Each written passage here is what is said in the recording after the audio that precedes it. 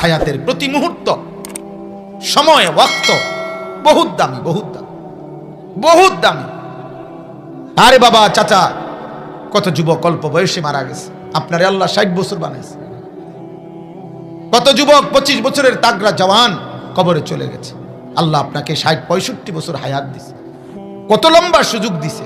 60 বছরে কতগুলো জুমা, 60 বছর 5 ওয়াক্ত নামাজের হিসাব করলে কতগুলো নামাজ।